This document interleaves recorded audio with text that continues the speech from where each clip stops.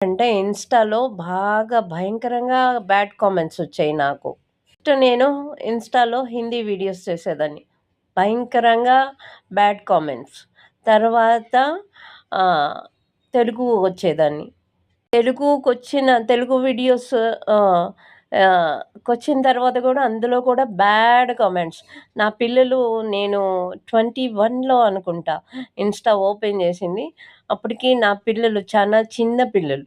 ఇప్పుడు 10 అంటే అప్పుడు నా పిల్లలు 5, 6 ఇయర్స్ ఉండే. నేను చాలా సార్లు డబ్బులిచ్చింది కాకుండా ఆ యొక్క బ్యాడ్ కామెంట్స్‌తో నేను చాలా సార్లు సూసైడ్ చేసుకోవాలని అనుకున్నాను. కానీ దేవుడెందుకో నన్ను చావనీయట్లేదు. నేను తప్పు చేయలేదు.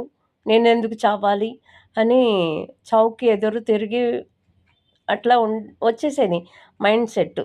అమ్మవారి మొహం చూసేదాన్ని.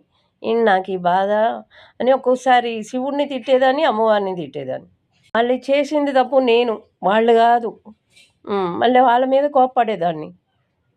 ఏంటి నా లైఫ్ అని.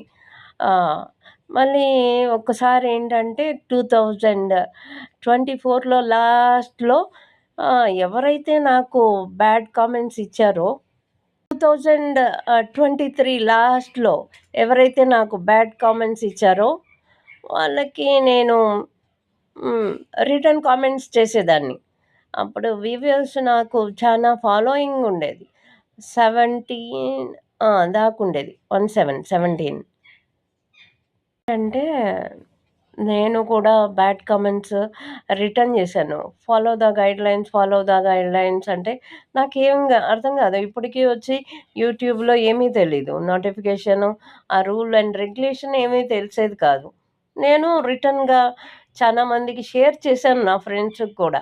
తెలిసినోళ్ళకి వాళ్ళ పెట్టే పిక్స్, వాళ్ళు పెట్టిన మెసేజెస్ అన్నీ సెండ్ చేసేదాన్ని.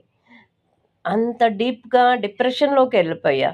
కానీ ఇన్‌స్టా వోడు నన్ను అయితే సస్పెండ్ జేసి పడేశాడు. పోనీలే దాన్నొదిలేసుకున్నా. ఆ! దరిద్రం బోయిందని వదిలేసుకొనున్నా. లేకపోతే నేను యూట్యూబ్‌లో 2, 3 వీడియోస్ అప్‌లోడ్ చేశాను గానీ, యూట్యూబ్ అసలు చూసేదాన్నే ఓపెన్ చేసేదాన్నే గాదు. ఇన్‌స్టా పోయిందని ఎంట్రీ ఇచ్చా.